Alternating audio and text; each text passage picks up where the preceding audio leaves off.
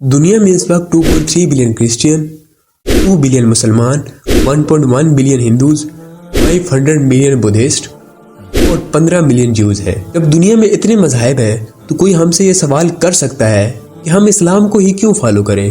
اسلام میں ایسا کیا ہے جو دوسرے 4300 مذاہب میں نہیں ہے؟ کیا اسلام کے بارے میں ہمارے پاس کوئی عقلی طور پر ثبوت ہے؟ تو اس کا جواب آپ ایسے دے سکتے ہیں کہ امیجن کریں کہ آپ کے پاس ایک باسکٹ ہے جس کے اندر ایپلز ہیں، تو آپ اس باسکٹ میں ہاتھ ڈال کر ایک ایپل باہر نکالتے ہیں، پھر ہاتھ ڈال کر دوسرا باہر نکالتے ہیں، لیکن وہ خراب ہوتا ہے۔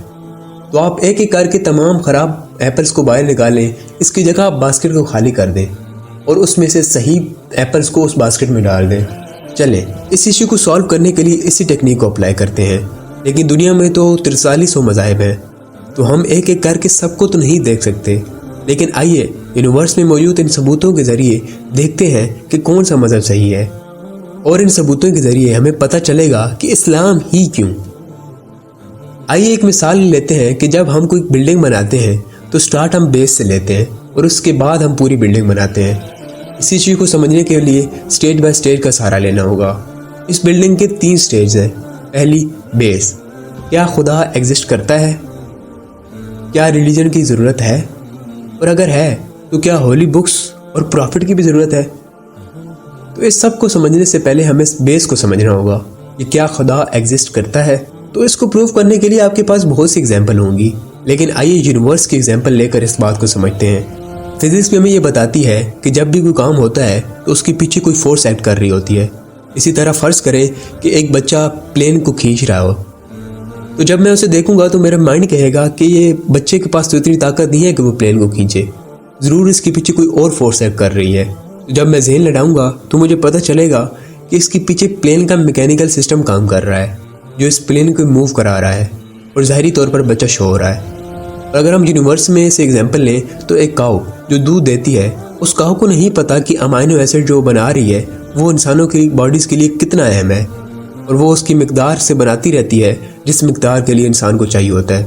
اور وہ کاؤ جو چیز کھا کر بنا رہی ہوتی ہے دودھ، اس کا دودھ سے کوئی تعلق بھی نہیں، یعنی کہ گھاس۔ اسی طرح آپ دیکھتے ہیں ایک زہریلی مکھی شہد بناتی ہے، مکھی کو نہیں پتا کہ وہ کیا بنا رہی ہے اور اس کا انسانوں کے لیے کیا فائدہ ہے۔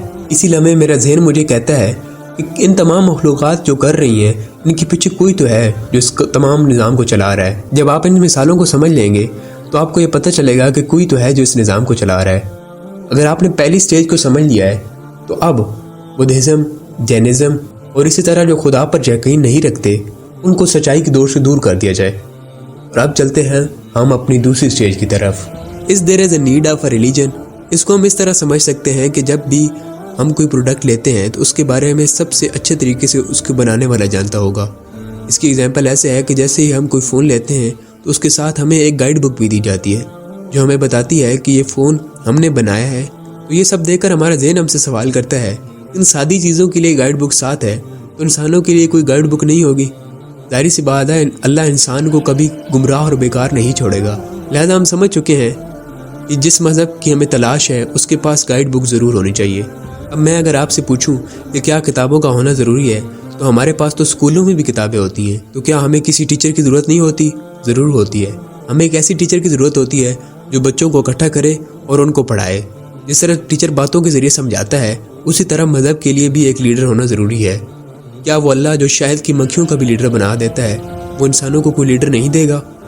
ایسا تو نہیں ہو سکتا۔ وہ انسانوں جو تمام مخلوقات سے بلند ہیں، تو کیا ہو سکتا ہے کہ ان کے لیے کوئی رہنما نہ ہو؟ اب جب ہم ان سٹیج کو دیکھتے ہیں تو ہمارے پاس 3 مذاہب بچ جاتے ہیں، عیسائیت، یہودیت اور اسلام۔ ان تینوں میں ہولی قرآن، پروفٹ اور گاڈ کا تصور موجود ہے۔ اب میں آپ کو بتاتا چلوں کہ ان مذاہب کا ان سٹیج سے نکل کر آنا ان کی سچائی کی بہت بڑی دلیل ہے۔ اب ان تینوں مذاہب میں سے کون سا سچ ہے، اس پر ہم بات کریں گے نیکسٹ ویڈیو میں۔ ملتے ہیں نیکسٹ ویڈیو میں، تب تک کے لیے اللہ حافظ۔